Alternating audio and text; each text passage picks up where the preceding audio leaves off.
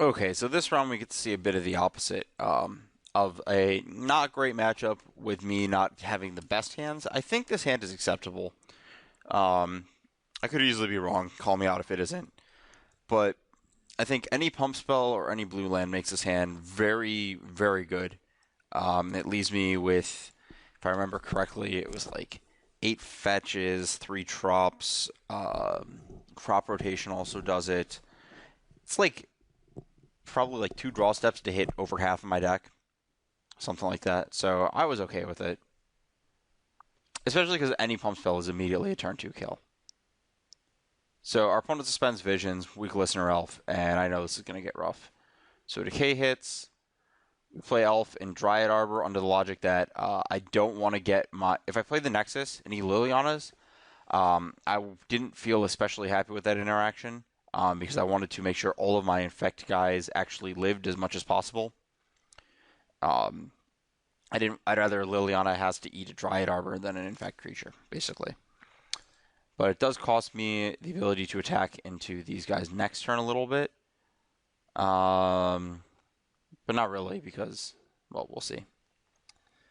So I play Blighted Agent first combat or first main because I want to be able to sacrifice the basic forest here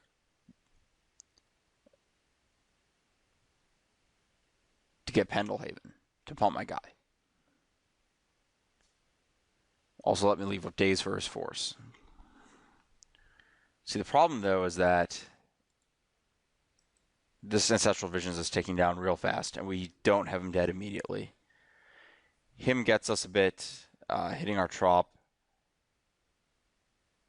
And this is about the point where, I mean, the matchup's not horrible, but there's definitely a point of the game where it just becomes completely unwinnable, and this was that point. Vision's resolved. Our opponent has all the interaction that he could ever want, basically.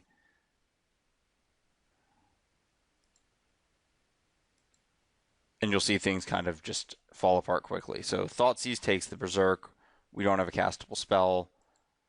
I shove in with the Elf, which is probably a little aggressive, and trade Elf for Deathrite.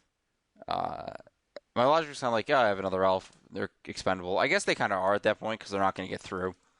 But it does cost me an Infect damage. And putting him... I guess it's okay, that's fine because 1 + 1 + 4 is lethal. The 4 coming in the form of a Invigorate next turn. So Jace bounces my guy, which kind of looks like it permanently will kill it, but I draw the Noble Hierarch as a mana source that also lets me get in some good beats. Killing Jace is my #1 priority because I don't want to continuously get time walked. So I had to Pendelhaven there before the Noble Hierarch trigger resolved, by the way, just to clear up what was going on. Because I didn't want my Glistener Elf to become a 2/2 and die to this guy in combat because I can no longer Pendelhaven it. I'd rather it's a 3/4 that just eats this guy.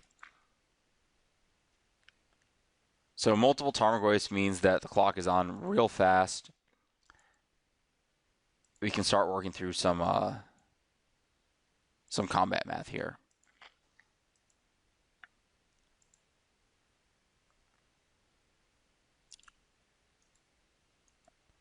So we are basically going to get time walked every turn due to this Jace, though. That's the big issue. But I'm kind of sitting there figuring out what I'm actually going to draw into and how many turns I can survive. I figure out against these 2 Goyfs, I can actually live long enough against Jace bounces to keep a Blighted Agent in play and not die.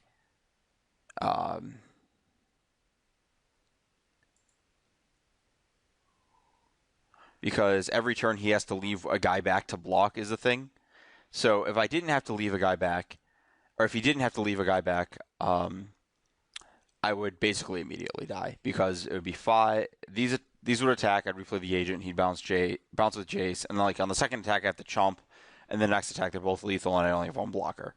But because he has to leave a guy back, he would have been able to attack with just 1 each turn, and I could easily survive that. The third is what turns the tide to the original scenario where I die or I'm forced into a lethal board state in 2 attacks. And at this point in the game, even without this brainstorm, I'm basically abyss locked, and the game is over. Because without this, I have to chump here, and then my next turn, I'm creating 2 blockers for 3 guys, and even like I'll just never untap with an effect guy ever again.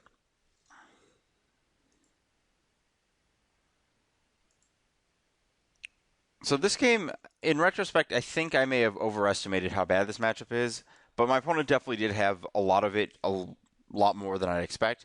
And it may just be based on my experiences with Modern Infect versus Jund, where they just don't have Brainstorm, so they don't have a card that just gets them all of the cards. So, getting Thoughtseize, Blighted Agent is the obvious one to take.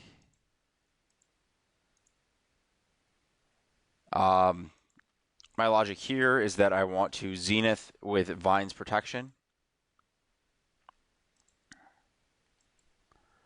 And this turn I'm like, oh, that's cool, so I get to draw the Ink Moth.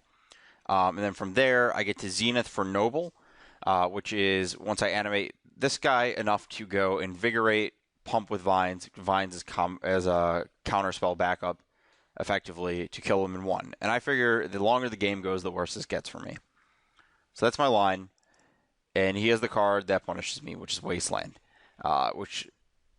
So if I wait a bit, I can leave up mana to animate this plus Vines it.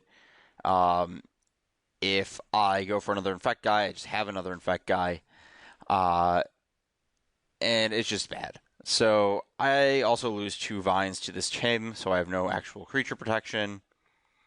I kind of determined that my game plan is just the natural beatdowns. This is going to get a Dryad Arbor, because that can attack through the Deathrite. We already have some damage here that I can probably force through an attack with. I opt not to get the Arbor here because I'm not going to be attacking with it this turn. I draw the Berserk. If I had gotten the Dryad Arbor, he still has enough toughness, and I just lose my Arbor, and he would not die. I'd trade my hand for a Tarmogoyf, except for the part where the Invigorate Life Gain actually comes into play. So we'd be at 23. We'd have a 20 power creature, and that's not lethal. Cool. So he attacks. I get the Arbor. I'm like, okay, if I draw another pump spell, this is good. I don't. I can't attack there. And the Deathrites start clocking me. And I now reach a board state where I have 1 turn after this because I can't chump block with these guys because they're my actual chance of winning the game. And this is 2, 4, 6, 8, lethal, easily. So he does his thing. I don't draw a big enough pump spell. I showboat it just because I can and be like, hey, take 20, except for he has the force to ruin my showboat. That's non-lethal. And the game ends miserably.